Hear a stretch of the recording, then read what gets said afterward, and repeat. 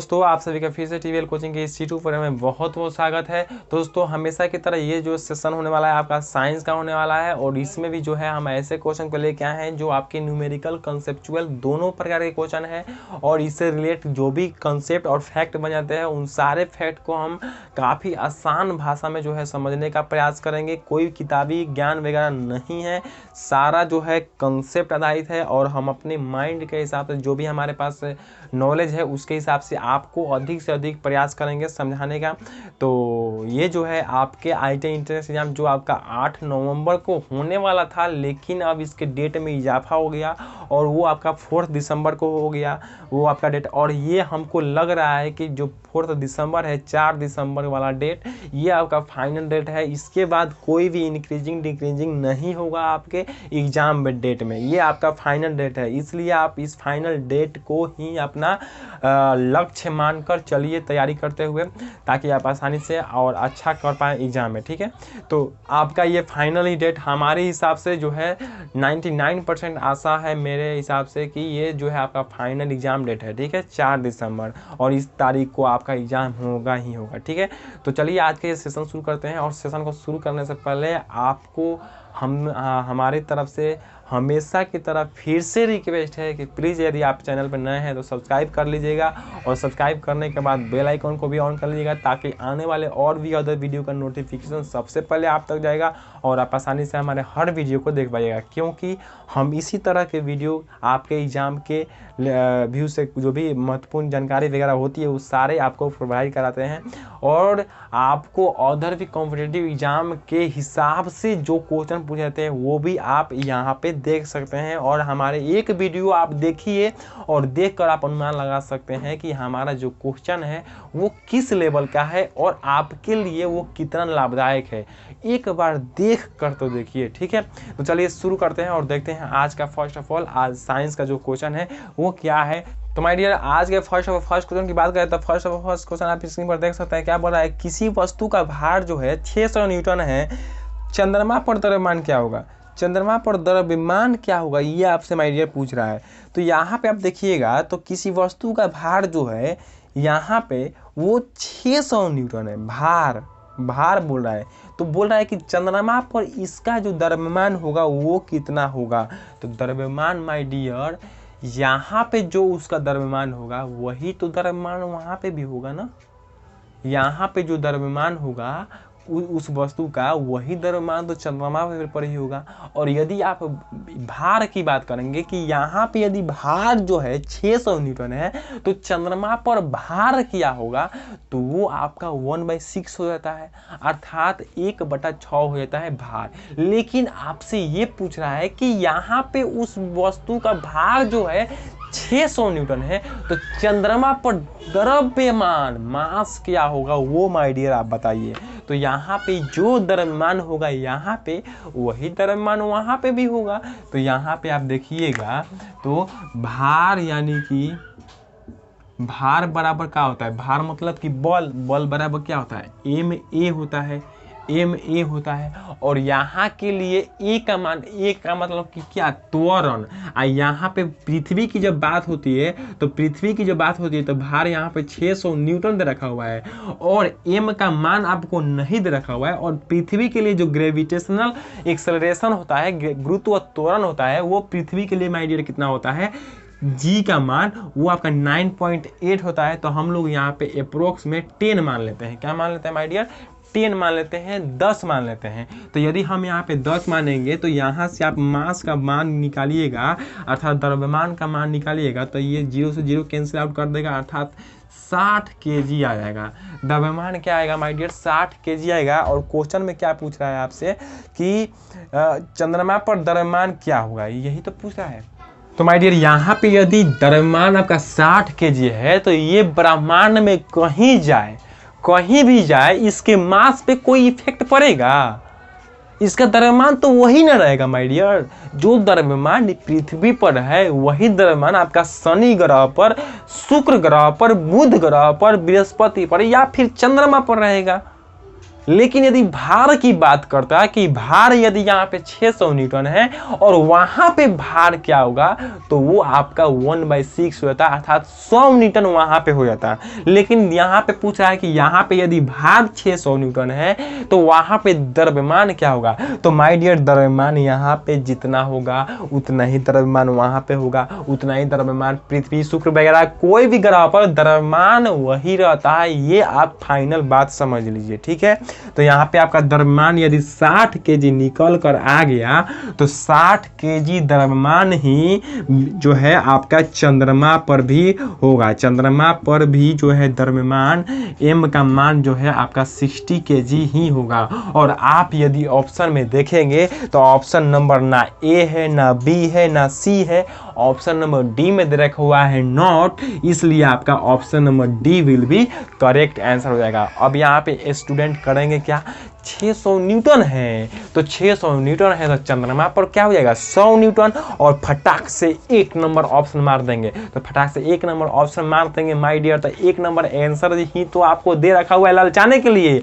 आप मारिए उसको और मार कर रैंक में नीचे जाइए और आपका एडमिशन जो है भी नीचे चल जाएगा और नहीं हो पाएगा। तो माय डियर, यहाँ पे कॉन्सेप्ट समझना है कि यदि आपका 600 न्यूटन यहाँ पे भार है तो वहां पे जो द्रव्यमान होगा वो सेम होगा यहाँ का द्रव्यमान का। अर्थात यदि भार की बात करता है आपसे कि यहाँ पे 600 न्यूटन भार यहाँ पे है तो वहां पे यानी चंद्रमा पे भार क्या हो जाएगा, तो इस 600 न्यूटन के भार का 1/6 हो जाता है, तो वो आपका 100 न्यूटन जो है वहां का चंद्रमा पर का भार हो जाता है। अर्थात उस वस्तु का भार जो है चंद्रमा पर 600 न्यूटन निकल कर आता। तो यहाँ पे यदि 100 न्यूटन निकल कर आता, तो यहाँ पे यदि 600 तो वहाँ पे 100 न्यूटन। लेकिन बात कर रहा है द्रव्यमान का माय डियर, तो यहाँ पर का यदि द्रव्यमान निकाल दीजिएगा, द्रव्यमान कंसोनेंट होता है, वो कहीं भी रहेगा, नहीं बदलेगा। वो आपका 60 केजी है, तो ये ब्रह्मांड में किसी भी ग्रह पे जाए उसका द्रव्यमान 60 ही केजी होगा। तो 60 केजी जो है किसी भी ऑप्शन में मैच नहीं कर रहा है, इसलिए आपका option number D not answer हो जाएगा, ठीक है। तो चलिए अब नेक्स्ट क्वेश्चन की तरफ बढ़ते हैं और सेकंड नंबर क्वेश्चन की बात करते हैं। तो सेकंड नंबर क्वेश्चन आप देखिएगा माय डियर, तो इसी से रिलेट करता हुआ क्वेश्चन है। क्या बोल रहा है कि किसी वस्तु का द्रव्यमान 60 केजी है, किसी वस्तु का द्रव्यमान 60 केजी है, तो उस वस्तु का भार चंद्रमा पर क्या होगा। तो माय डियर, आप यदि यहाँ पे देखने का प्रयास कीजिएगा, पहले आप क्वेश्चन को पढ़िए, तब तक इसको हम मिटा लेते हैं। तो यहाँ पे आपका द्रव्यमान माय डियर दे रखा हुआ है, क्या दे रखा हुआ है, द्रव्यमान यहाँ पे आपका दे रखा हुआ है, क्या द्रव्यमान आपका 60 केजी दे रखा हुआ है। क्या दे रखा हुआ है माय डियर, 60 केजी दे रखा हुआ है। 60 केजी जो है आपका द्रव्यमान दे रखा हुआ है। 60 केजी जो है m का मान जो है आपका मास जो है आपका 60 केजी दे रखा हुआ है। क्या दे रखा हुआ है, 60 केजी दे रखा हुआ है। और भार पूछ रहा है कि चंद्रमा पर भार क्या होगा। तो माय डियर, यदि आपका पृथ्वी पर जो है द्रव्यमान यदि 60 केजी है, द्रव्यमान यदि 60 केजी है, तो यदि आप पृथ्वी पर इसका भार निकाल लीजिएगा तो आपका चंद्रमा पर निकल नहीं जाएगा, निकल जाएगा। कैसे निकलेगा देखिए, यदि आप यहाँ पे इसका भार निकालिएगा तो भार मतलब कि बल निकालिएगा, तो F = ma होता है। अब यहाँ पे m का मान 60 केजी दे रखा हुआ है और a का मान पृथ्वी के लिए जो है g का मान वो क्या होता है 9.8 होता है। तो 9.8 को हम लोग क्या मान लेते हैं, 10 मान लेते हैं, और 10 ही मान कर माय डियर चला जाता है, ठीक है। कोई भी अंक की प्रश्न होगा 10 ही आप लेके चलिएगा, ठीक है। अधिकतर वैल्यू हम लोग 10 ही लेकर चलते हैं। तो यहाँ पे 600 आपका न्यूटन के रूप में आपका भार आ जाएगा, ठीक है। अब यहाँ पे 600 न्यूटन पृथ्वी पर, तो चंद्रमा पर कितना। तो यहाँ पे चंद्रमा पर द्रव्यमान नहीं पूछ रहा है। इसके पहले वाले क्वेश्चन में आपसे क्या पूछ रहा था, द्रव्यमान, लेकिन यहाँ पे द्रव्यमान नहीं पूछ रहा है, आपसे क्या पूछ रहा है, भार पूछ रहा है कि चंद्रमा पर क्या हो जाएगा भार। तो चंद्रमा पर आपका जो है भार क्या हो जाएगा, चंद्रमा पर भार अर्थात चंद्रमा पर जो बल लगेगा वो आपका क्या होगा, तो वो आपका इस 600 न्यूटन का 1/6 हो जाएगा, अर्थात 100 न्यूटन चंद्रमा पर इसका भार, इस वस्तु का भार हो जाएगा। और ये क्यों होता है, क्योंकि वहाँ का ग्रेविटेशनल एक्सेलरेशन जो होता है, ग्रेविटी जो गुरुत्व त्वरण जो होता है चंद्रमा का, वो पृथ्वी के गुरुत्व त्वरण के अर्थात g का 1/6 जो है चंद्रमा का जो है गुरुत्व त्वरण होता है, चंद्रमा का त्वरण होता है, ठीक है। इसलिए जो है 1/6 होता है, इसलिए आपका भार भी 1/6 हो जाएगा। यहाँ पे भी देख सकते हैं, यदि आपका यहाँ पे 60 kg है, यदि आपका यहाँ पे 60 kg 600 न्यूटन आ गया तो यहीं से आप यदि इसका निकालिएगा तो ये 1/6 हो गया। तो 1/6 अर्थात 600 का क्या हो जाएगा 100 न्यूटन हो जाएगा। और यदि यहाँ पे यदि ए का मान जो है आप 10 रखे हैं, 10 न रख के आप क्या यहाँ पे देखे हैं कि ए का जो जी का मान जो है ग्रेविटेशनल त्वरण का मान जो है 1/6 होता है चंद्रमा का, तो इस 10 का 1/6 हो जाएगा, 1/6 हो जाएगा, 1/6 हो जाएगा। तो 10 बटा में 6 अर्थात इस ए के मान पे ही जो है आप यदि 10/6 रखिएगा तो ये 6 दहा क्या हो जाएगा 60 और 10 दहा 100 हो जाएगा। अर्थात यहीं पे आपका चंद्रमा का जो है भार निकल कर आ जाएगा। तो यहाँ से भी आप समझ सकते हैं। तो यहाँ पे हमने क्या बताया आपको कि जो गुरुत्व त्वरण होता है वो सिर्फ आपका चेंज होता है, इसी कारण जो है भार में अंतर होता है चंद्रमा पे भार और पृथ्वी के भार से। तो चंद्रमा और पृथ्वी के भार में अंतर क्यों होता है, तो वो आपका एक्सेलरेशन अर्थात त्वरण के कारण होता है। त्वरण का जो मान होता है वो 1/6 होता है चंद्रमा के बराबर जो है त्वरण के मान के, यानी कि पृथ्वी का जो भी त्वरण होगा उसका 1/6 जो है वो आपका चंद्रमा का त्वरण होगा। इसलिए आप यदि यहाँ पे डायरेक्ट इस पृथ्वी के त्वरण का 1/6 लेकर चलेंगे तो यहाँ से डायरेक्ट आप ज्ञात कर सकते हैं, या फिर यहाँ से भी आप डायरेक्ट ज्ञात कर सकते हैं। जिस तरह आपको आसानी न लगे उस तरह आप ज्ञात कर सकते हैं। तो आई होप आप इस सेकंड नंबर क्वेश्चन को समझ गए होंगे। तो चलिए थर्ड नंबर क्वेश्चन की तरफ बढ़ते हैं। तो my dear third number question आप स्क्रीन पर देख सकते हैं। थर्ड नंबर क्वेश्चन क्या बोल रहा है कि रॉकेट लॉन्चिंग कौन से नियम पर आधारित है। तो माय डियर रॉकेट लॉन्चिंग जो होता है वो किस नियम पर आधारित है। रॉकेट जो आप आसमान में देखते हैं उड़ते हुए, तो वो आपका एक पीछा की तरफ जो है धुआं टाइप का वो एक पथ यानी रास्ते के हिसाब से दिखाता है।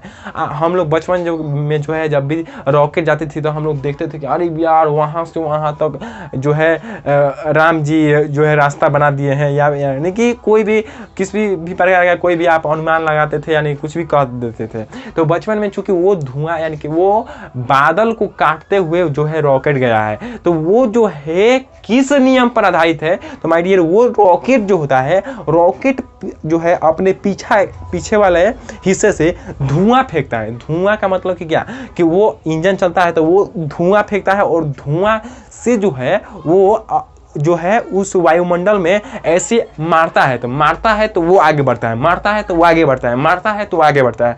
जिस प्रकार हम लोग नाव चलाते हैं तो नाव को हम लोग पीछा ढकेलते हैं, नाव में जो है वो लकड़ी जो होता है चलाने वाला, वो लकड़ी को हम जैसे ही पीछा ढलते हैं तो ऐसा ही हम लोग आगे बढ़ते हैं। तो ऐसा ही पीछा तो ऐसा ही आगे, तो ऐसा ही पीछा तो ऐसा ही आगे। उसी प्रकार जो है वहाँ पे भी रॉकेट में भी होता है। जैसा ही वो धुआं पीछा की तरफ निकलता है वो फूक देकर जो है आगे बढ़ता है। धुआं पीछा फूक देकर आगे, धुआं पीछा फूक देकर आगे। तो वो क्या होता है, प्रत्येक क्रिया के बराबर किंतु विपरीत एक प्रतिक्रिया होती है। अर्थात वो क्रिया किया कहाँ पीछा लेकिन बढ़ा किधर आगे। क्रिया किया कितना, किया कहाँ, काम किधर किया पीछा, बढ़ा किधर आगे। अर्थात काम पीछा में लगाया लेकिन बढ़ा आगे, तो वो क्रिया के बराबर किंतु एक विपरीत प्रतिक्रिया हो रही है ना, तो वो आपका यहाँ पे हो रहा है। इसी कारण आप यहाँ पे बोल सकते हैं कि जो वो रॉकेट चल रहा है वो आपके न्यूटन के तृतीय गति के नियम पर आधारित है। अर्थात तृतीय गति नियम ही तो बोलता है प्रत्येक क्रिया के बराबर किंतु एक विपरीत प्रतिक्रिया होती है। तो न्यूटन के तृतीय गति का नियम ये फॉलो करता है, इसलिए आपका न्यूटन का तृतीय गति नियम जो है ऑप्शन में वही आपका करेक्ट आंसर होगा। तो यदि आप ऑप्शन की बात करेंगे तो ऑप्शन नंबर न्यूटन के गति के जो है नियम का कौन सा यहाँ पे दे रखा हुआ है, ऑप्शन नंबर ए दे रखा हुआ है। ए में दे रखा हुआ है न्यूटन का गति का तृतीय नियम, इसलिए आपका option number A will be correct answer हो जाएगा। प्रत्येक क्रिया के बराबर किंतु विपरीत एक प्रतिक्रिया होती है। ठीक है, तो चलिए अब फोर्थ नंबर क्वेश्चन की तरफ बढ़ते हैं। तो fourth number question my dear आप देख सकते हैं स्क्रीन पर क्या बोल रहा है कि धातु अपनी वास्तविक स्थिति में, धातु जो है अपनी वास्तविक स्थिति में डैश विद्यमान होती है।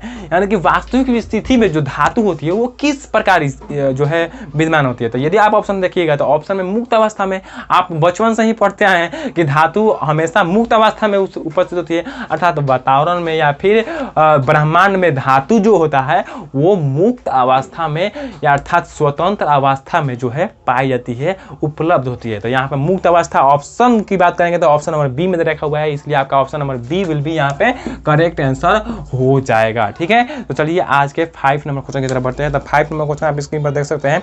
क्या बोल रहा है कि झूले पर बैठे लड़के की गति डैश होती है। झूला झूला झूला पर एक लड़का बैठा हुआ है, यहाँ पे एक लड़का बैठा हुआ है, ऐसे ऐसे गति कर रहा है। तो ये कौन सी गति है? झूला ऐसा ही ना गति करता है, तो झूले पर बैठे एक लड़के का जो गति है वो कौन सा गति है? तो अगर आप ऑप्शन की बात करेंगे तो ऑप्शन में देखिएगा, तो ऑप्शन में रखा हुआ है 1 समान गति, 2 नंबर वृत्तीय गति, 3 नंबर असमान, 4 नंबर आवर्ती गति। तो माय डियर जा रहा है, आ रहा है, जा रहा है, आ रहा है, जा रहा है, आ रहा है, तो आवर्ती गति। ऑप्शन नंबर डी विल भी करेक्ट आंसर हो जाएगा। क्या होगा my dear? Option number D will भी करेक्ट आंसर होगा। यहाँ पे आवर्ती गति जो है सही उत्तर होगा। तो चलिए ये जो 5 नंबर क्वेश्चन हो गया कंप्लीट। 6 नंबर क्वेश्चन की तरफ बढ़ते हैं। 6 नंबर क्वेश्चन क्या बोल रहा है? 6 नंबर क्वेश्चन में बोल रहा है पक्षियों में डैश होते हैं। तो हृदय की बात कर रहा है माय डियर। ऑप्शन देखिएगा, तो ए नंबर बोल रहा है कि 2 कक्षीय हृदय, बी नंबर बोल रहा है 4 कक्षीय हृदय, सी नंबर बोल रहा है 3 कक्षीय और डी नंबर बोल रहा है 1 कक्षीय। तो माय डियर पक्षी जो होते हैं, कबूतर हो, कोयल हो, कौवा हो, जो भी हो कबूतर पक्षी, उन सारे के जो हृदय होते हैं वो आपके 4 कोष्ठी होते हैं। हृदय में जो है कोष्ठ की जो संख्या होती है वो 4 होती है। और यदि आपसे पूछ ले एग्जाम में कि मनुष्य में कितने होते हैं, तो मनुष्य में 3 कोष्ठीय हृदय होते हैं। कितना माय डियर? 3 कोष्ठीय हृदय। ठीक है, तो मनुष्य में 3 कोष्ठीय और पक्षियों में 4 कोष्ठीय। पक्षी में 4, मनुष्य में 3, 4 मनुष्य में, पक्षी में 3, पक्षी में 3, मनुष्य में 4, पक्षी में 3, मनुष्य में 4, पक्षी में 3, मनुष्य में मनुष्य में 3, पक्षी में 4, मनुष्य में 3, पक्षी में 4। ठीक है, तो आई होप आप यहाँ पे अंडरस्टैंड कर लिए होंगे। तो यहाँ पे क्या होगा? 4 कोष्ठीय जो है पक्षी में होती है, और इसलिए आपका ऑप्शन नंबर बी विल भी करेक्ट आंसर हो जाएगा। ठीक है, चलिए अब अगले क्वेश्चन की तरफ बढ़ते हैं। तो मानिए यदि अगले क्वेश्चन की बात करें तो 7th नंबर क्वेश्चन क्या बोल रहा है कि बर्फ का गलनांक बिंदु है, अर्थात बर्फ का गलनांक बिंदु क्या है वो आप बताइए। तो बर्फ का गलनांक बिंदु माय डियर क्या होता है? बर्फ का गलनांक बिंदु आप तो बचपने से याद किए हुए हैं कि 0 डिग्री सेल्सियस पर बर्फ का गलनांक बिंदु होता है, अर्थात बर्फ 0 डिग्री सेल्सियस तक आप टेम्परेचर दीजिएगा बर्फ को तो वो जो है पिघल जाएगा, अर्थात गल जाएगा पूरा। तो 0 डिग्री सेल्सियस में ना ज्ञात किए हैं, आपको ऑप्शन में क्या दिया है? केल्विन में दे रखा हुआ है ऑप्शन में। तो ऑप्शन में केल्विन में दे रखा हुआ है, तो हमने क्या बोला कि जब सेल्सियस से केल्विन में बढ़ना हो तो आप क्या करेंगे? जब सेल्सियस से केल्विन में बढ़ना हो तो आप क्या करेंगे? अर्थात सी कौन नंबर होता है एबीसीडी का? 3 नंबर होता है, और के क्या होता है एबीसीडी का? 11 नंबर होता है, अर्थात 3 से 11 बढ़ना है तो आपको क्या करना होगा? जोड़ना पड़ेगा। क्या करना पड़ेगा? जोड़ना पड़ेगा। अर्थात कम से बेसी में जाएंगे तो जोड़बे ना करेंगे, कम से बेसी में जाएंगे, कॉन्सेप्ट को समझिएगा, कम से बेसी में जाएंगे तो जोड़ेंगे। तो आपको तो ये याद है कि 0 डिग्री सेल्सियस पर जो है बर्फ जो है गल कर पानी के रूप में हो जाता है। तो 0 डिग्री सेल्सियस यदि रहता तो आप फटाके दे ऑप्शन मार के अगले क्वेश्चन की तरफ बढ़ जाते, लेकिन सेल्सियस में नहीं दिया है, केल्विन में रखा हुआ है। तो आपको सेल्सियस से केल्विन में चूंकि बढ़ना है तो आपको सेल्सियस में मालूम है 0 डिग्री, और इस 0 डिग्री को केल्विन में चेंज करना है। तो आपको तो याद है कि केल्विन 273 डिग्री होता है, तो इसमें क्या करना होगा? 273 क्या करना होगा? ऐड कर देना होगा। तो 273 में 0 डिग्री ऐड करेंगे तो 273 तो होगा। तो यहाँ पे जो सही उत्तर होगा वो 273 degree kelvin will be right answer के रूप में आएगा। तो यहाँ पे यदि ऑप्शन की बात करेंगे तो 273 डिग्री जो है केल्विन ऑप्शन नंबर ए में ही दे रखा हुआ है, इसलिए आपका option number A will be correct answer हो जाएगा। तो यहाँ पे आपको ये कॉन्सेप्ट याद रखना है कि यदि सेल्सियस से केल्विन में बढ़ना हो तो प्लस करेंगे, और यदि केल्विन से सेल्सियस में करते, यदि केल्विन का मान दे दे और पूछे सेल्सियस में क्या होगा, तो आपको क्या करना होगा? घटाना पड़ेगा। क्यों? क्योंकि ये 11 नंबर होता है एबीसीडी का और 3 नंबर होता है। ये आपका एक समझने का जो है याद रखने का जो है तरीका है, जिससे आप याद रखें कि 11 से 3 तरफ बढ़ना है तो क्या करना होगा? घटाना पड़ेगा, और यदि 3 से 11 तरफ बढ़ना है तो जोड़ना पड़ेगा। तो जोड़ और घटाव में ही तो हम लोग कंफ्यूज होते हैं, और कंफ्यूजन यहाँ पे नहीं रहेगा। कब? जब आप इस फैक्ट को याद रखिएगा कि 11 से 3 तो माइनस और 3 से 11 तो प्लस। आई होप आप यहाँ पे अंडरस्टैंड कर लिए होंगे। तो यहाँ पे 273 degree kelvin option number A will भी करेक्ट आंसर हो जाएगा। ठीक है, तो चलिए अब अगले 8 नंबर क्वेश्चन की तरफ बढ़ते हैं। 8 नंबर क्वेश्चन क्या बोल रहा है कि द्रव और गैसों में ताप अंतरण का मुख्य कारण है। द्रव और गैसों में ताप अंतरण का मुख्य कारण कितना बज गया? 9 o'clock हो गया। जी हाँ, द्रव और गैसों में ताप अंतरण का मुख्य कारण है। क्या है मुख्य कारण? तो द्रव और गैसों में जो ताप का अंतरण होता है या फिर ताप वगैरह मालूम चलता है, तो वो क्या? संवहन विधि द्वारा। संवहन विधि द्वारा। आप यदि धूप में जाते हैं तो उधर तो गैस वगैरह चारों तरफ फैला हुआ है, तो उसमें आपको जो है क्या होती है? ताप का अनुभव होता है, गर्मी का अनुभव होता है। क्यों? तो वो संवहन विधि द्वारा। तो जब भी गैस और द्रव में तापों की बात करें ना, तो आपको संवहन विधि द्वारा। और यदि आपका सूर्य का प्रकाश बोले कि सूर्य का प्रकाश वगैरह जो भी है किस प्रकार पृथ्वी पर आती है, तो विकिरण द्वारा। ठीक है, सूर्य का प्रकाश की तरह आती है, तो विकिरण, सूर्य का प्रकाश विकिरण द्वारा। और द्रव और गैसों में जो ताप को हम मालूम करते हैं, या फिर ताप का जो अंतरण होता है, ताप वगैरह जो भी इधर उधर होते हैं या फिर घटते बढ़ते हैं, वो किस विधि द्वारा? तो संवहन विधि द्वारा। तो यहाँ पे आपका ऑप्शन नंबर संवहन जो है बी नंबर में रखा हुआ है, इसलिए आपका option number B will be correct answer हो जाएगा। ठीक है, तो चलिए आज के 9th नंबर, आज के सेकंड लास्ट क्वेश्चन की तरफ बढ़ते हैं। सेकंड लास्ट क्वेश्चन क्या बोल रहा है कि मिट्टी के बर्तन में रखा जल गर्मियों में डैश के कारण ठंडा हो जाता है। माय डियर, यहाँ पे काफी अच्छा ये कॉन्सेप्ट वाला क्वेश्चन है। बोला है कि मिट्टी में रखा जाने वाला जल, मिट्टी के बर्तन में जो रखा नहीं जाता है, घड़िया जिसे बोलते हैं, घड़िया में जो पानी रखा जाता है, वो आपका गर्मी के दिन में ठंडा क्यों रहता है? किस विधि के कारण होता है? तो माय डियर, ये आपका वाष्पन विधि द्वारा होता है। ये आपका वाष्पन विधि द्वारा होता है। इसको हम आपको समझाने का प्रयास करेंगे। क्या होता है कि आपका ये जो घड़िया होता है, ये आपका जो नहीं बना सही से, चलिए ये घड़िया हो गया। अब ये घड़िया जो होता है, ये घड़िया में आपका पानी भरा रहता है। क्या होता है? पानी भरा होता है। ठीक है, और गर्मी के दिन में ये ठंडा रहता है। क्यों? तो ये आपका वाष्पन विधि द्वारा। तो वाष्पन विधि द्वारा कैसे? तो वाष्पन विधि द्वारा माय डियर, आप जब गर्मी के दिन में इसको रखते हैं, तो यहाँ पे इस सारे इस तल में, मिट्टी के तल में जो है, मिट्टी का बर्तन का जो ये तल होता है, इस तल में छोटे छोटे रंध्र होते हैं। क्या होते हैं? छोटे छोटे रंध्र होते हैं। छोटे छोटे रंध्र का मतलब क्या? छोटे छोटे, यानी कि न बुझाने वाला जो है छिद्र होता है। छिद्र बोल सकते हैं। छोटे छोटे रंध्र मतलब कि छिद्र होते हैं, और उस छिद्र द्वारा अंदर का पानी रिस कर इसके तल पर जो है जमा हो जाता है। क्या हो जाता है? इसके तल पर जमा हो जाता है। इस रंध्र द्वारा जो है पानी जो है इसके तल पर आकर जमा हो जाता है, और जब ये जमा हो जाता है इसके तल पर, तो ये पानी जो है अब ऊपर आ गया, तल के ऊपर आ गया। तो तल के ऊपर आ गया अर्थात वातावरण में आ गया। और वातावरण में क्या है? अधिक गर्मी है। तो जब अधिक गर्मी है अर्थात वातावरण से जब अधिक ताप इसको मिलेगा, तो ये क्या होगा? वाष्प के कारण। अर्थात जब भी आप बर्तन में पानी रखकर नीचे से आग जलाते हैं, तो क्या होते हैं? वो गर्म होकर वाष्प के रूप में ऊपर फैलने लगते हैं। तो उसी प्रकार जब इसको ताप मिलेगा, बाहर से ताप गर्मी मिलेगी, तो ये क्या होगा? ये भी जो है वाष्पन की प्रक्रिया द्वारा जो है, ये जो है ऊपर वाष्प के रूप में क्या हो जाएगा? ऊपर चलने लगेगा, ऊपर बढ़ने लगेगा, वाष्प के रूप में ऊपर बढ़ने लगेगा।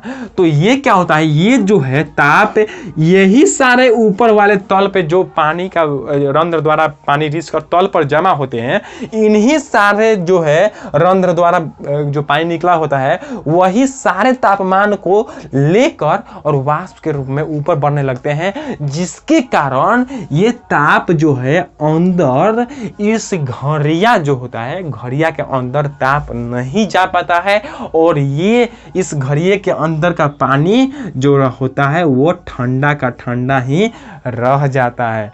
अर्थात आप क्या समझे कि फाइनली जो कॉन्सेप्ट था वो क्या था कि इसके ऊपर जो तल है, इस घड़िया का तल है, इस पर जो है रंध्र द्वारा पानी अंदर से बाहर आया, और वो पानी जो है बाहर के तापमान को एब्जॉर्ब करने लगा, लेने लगा, और उस तापमान को लेकर उस तापमान को अंदर अर्थात घड़िया के अंदर न जाने दिया और खुद ही जो है वाष्प बनकर ऊपर फैल गया, अर्थात वो दूसरों के लिए अपना बलिदान दे दिया। आप इस तरह भी इसको समझ सकते हैं। क्या बलिदान ही तो हुआ।